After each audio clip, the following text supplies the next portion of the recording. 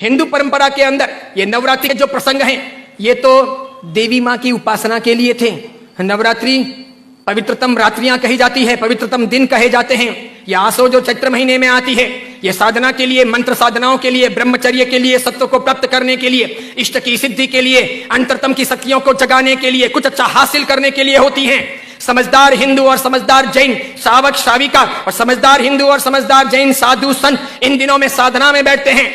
मौन रहते हैं, ब्रह्मचर्य का परिपालन करते हैं और आगे बढ़कर के शक्तियों को साधते हैं। उस जमाने में देवी माता की आरती करना, घट स्थापना करना, देवी माता को रिझाना और पुरुष एक तरफ, महिला एक तरफ, महिलाओं की जगह में, पुरुष की जगह में, देवी माता को बीच में रख करके मात्र उनके हाथ से गरबे लें और इस प्रकार उनकी भक्ति करें, यह परंपरा थी नवरात्रि की।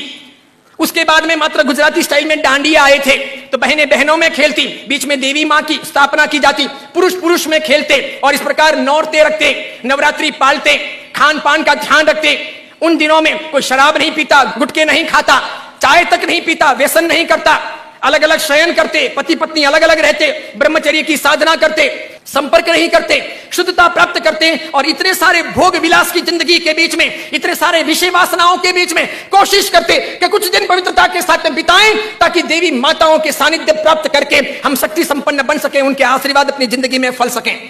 गरबे गए, फिर डिस्को आया, नाना प्रकार के धुनें आई, नाना प्रकार के गायक आए, कई कंपनियां, कई संस्थाएं इसमें कूदी, कई सारे लोगों ने धन कमाना शुरू किया, छोटे बड़े ये डांडियों के अलग अलग कार्यक्रम होने लगे, सब लोग ललचाने लगे। देवी मां एक तरफ रह गई, देवी की साधना एक तरफ रह गई, नवरात्रि की पवित्रता एक तरफ रह गई, घट स्थापना एक तरफ रह गई, गरबे लेने का भाव एक तरफ रह गया, आरती और देवी मां को रिझाना, मातृ शक्तियों को प्रेरित करना, ये सब एक तरफ रह गया। आज डांडिये खेलने वालों में से किसको पता है कि साधना क्या है, ब्रह्मचर्य क्या है, ये क्यों है नवरात्रि, इसका हेतु क्या था, इसका रीजन क्या था, ये क्यों खेलनी चाहिए या नहीं खेलनी चाहिए, तो क्यों नहीं खेलनी चाहिए। मेरा ही नहीं, भारत के कई सारे अखबारों का,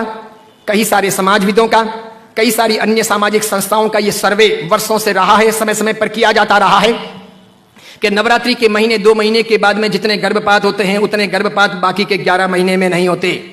तो ये व्यभिचार नहीं है तो क्या है, ये दुराचार नहीं है तो क्या है, ये जीवन की भ्रष्टता नहीं है तो क्या है। इस बात पर मैं कुछ वर्षों पहले बोला था, अभी किसी ने वो वीडियो वायरल कर दिया और उस वीडियो को लेकर के अखबार ने लिखा। मैंने कहा जो सच है वो सच है कि हम अपनी साधनाओं को बचाएं, बेच ना दें। हिंदू धर्म की परंपरा हो कि जैन धर्म की परंपरा हो, कोई भी उत्सव महोत्सव हो, मैंने समय समय पर यह भी कहा था, गणपति अगर हिंदू धर्म के देवता हैं और गणपति के महोत्सव अगर मनाए जाते हैं या उनका आराधन अगर किया जाता है तो उसमें कहीं जुआ नहीं खेलना चाहिए, शराब नहीं पीनी चाहिए, गणपति के नाम पर तमाशे नहीं करने चाहिए, लड़कियों के साथ में नाच गान नहीं होने चाहिए, गणपति लड़कियों को छेड़ने के लिए महोत्सव के तौर पर नहीं आ रहे, लड़कियां अपनी जगह पर हो, पुरुष अपनी जगह पर हो, वहां शराब नहीं पी जानी चाहिए, उनके पैसों का प्रपंच नहीं होना चाहिए, गणपति को सेलेबल नहीं बनाया जाना चाहिए। हिंदू धर्म अगर इन चीजों को नहीं संभालता है तो धीरे धीरे भारतीय संस्कृति का विनाश होगा। सिखों ने अपनी धर्म परंपराओं को संभाला है, मुसलमानों ने अपनी धर्म परंपराओं को संभाला है, ईसाइयों ने अपनी धर्म परंपराओं को संभाला है। उनके जो ओकेशन होते हैं वो दूसरों को इंटरफियर करने नहीं देते, वो उसमें घाल मेल नहीं करते। हिंदू और जैनों को इस बारे में सावधानी रखनी आवश्यक है। कल ऐसा ना हो जाए कि पर्युषण महापर्व के दिन आए या राखा तीज का दिन आए या कार्तिक पूर्णिमा का दिन आए और कोई उसे किसी प्रतिष्ठान के नाम पर प्रोजेक्ट कर ले कि चलो अब महोत्सव को इस प्रकार मनाएंगे, उस प्रकार मनाएंगे, तो 25 साल 50 साल के बाद में ऐसा हो सकता है कि हमारे होली की आराधना या हमारे पर्युषण महापर्व की आराधना का रूप रंग बदल जाए। जैसे मैंने नहीं कहा था कि मात्र संगीतकारों को बुला करके हम 9 दिन की भक्ति रख लें, सुबह भी भक्ति, रात को भी भक्ति, ठीक है, और इस प्रकार पर्युषण आगे बढ़ जाए और अच्छी खासी संख्या के अंदर वे आधुनिक संगीतकार आधुनिक धुनों पर बहुत गाएं और नौजवान लड़के लड़कियों को मजा आ जाए, सब वहीं पर जाएं। तो 10 साल 15 साल तक अगर ऐसा चले तो आज एक ने किया, कल दूसरा करेगा, परसों तीसरा करेगा, अब चौथा करेगा, धीरे धीरे साधुओं के व्याख्यान में कोई नहीं जाएगा, पर्युषण महापर्व के प्रवचन एक तरफ रह जाएंगे, कल्पसूत्र जी हवा खाते रह जाएंगे और पर्युषण का रूप बदल जाएगा। ये नहीं हो सकता, ये नहीं किया जाना चाहिए। मैं इसलिए कह रहा हूं कि मेरी जिंदगी तो बहुत छोटी है, मैं तो कल दुनिया से चला जाऊंगा, लेकिन भगवान के शासन की परंपराएं नहीं मरनी चाहिए, हमें उन्हें जिलानी होगी। हमारे बच्चों को ये पता नहीं, उनको तो क्या है, नाचना गाना कूदना घूमना फिरना अच्छा लगता है, उन्हें सामाजिक प्रतिक्रमण ना अच्छे लगे,